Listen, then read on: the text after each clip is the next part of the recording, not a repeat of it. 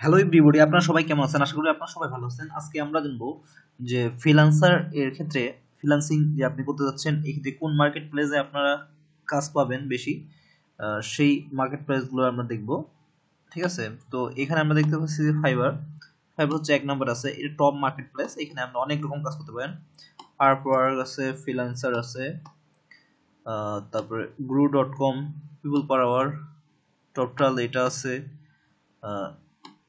ড্রিপবেল, 99 designs, Behance.